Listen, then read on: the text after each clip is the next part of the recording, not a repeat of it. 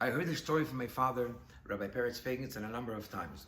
When he was a student in the Yeshiva 770 Lubavitch World Headquarters, him and 7 boys were chosen by the Rebbe, known as Kanim, to do extra learning curriculum. In those days, on the day of your birthday, you were privileged to go in and have a private audience with the Rebbe. On the 6th of Elul, my father's birthday, he went into the Rebbe. And the Rebbe asked him, did you begin learning for smicha, to be ordained as a rabbi? So my father said that he just started. And the Rebbe said to him that until this Yutas Kislev, until this 19th of Kislev, you should finish all your studies of the Code of Jewish Law, and you should be tested and be ordained as a rabbi by Yutas Kislev. My father went out of the Rebbe's room. He was shocked. How is it humanly possible to finish the whole study to be ordained as a rabbi in just a few months? It's impossible. And then also there's the month of Tishrei, of the holidays. It usually takes a year. So he met a very dear friend of his, Rabbi David Raskin, and he told him what just happened. He was shaking. So Rabbi Raskin said to him, I had a similar story. See, Rabbi Raskin was the head of the yeshiva, and he was also the head of the Lubavitch Youth Organization in New York. And both were a full-time job. He went into the Rebbe and he said to the Rebbe, please, I can't do both. Choose one for me. Either the yeshiva or the Lubavitch Youth Organization. And he said, the Rebbe said to me, you'll do both. And he said to my father that if the Rebbe said you should do it, you will be able to accomplish the impossible.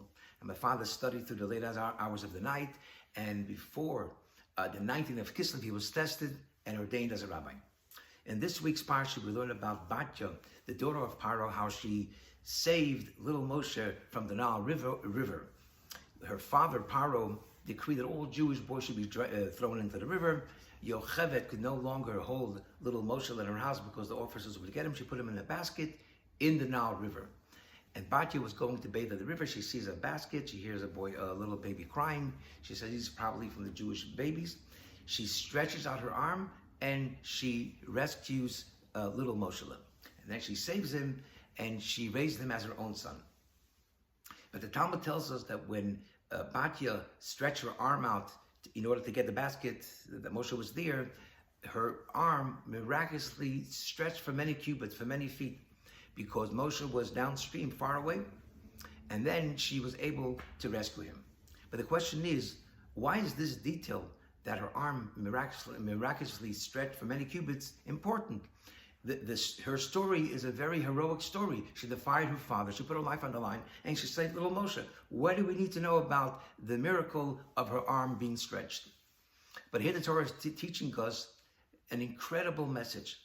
In life, we have dreams to accomplish great things, whether in the realm of kindness, whether in the realm of self-improvement, and we feel incapable because the task is too hard. We can never do it. So Bati is teaching us the most valuable lesson. All you need to do is put forth an effort.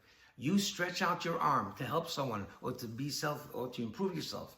And when you stretch your arm out, you will be joined by God's invisible arm, which is infinite, and you will be able to accomplish the things that you never imagined you can accomplish.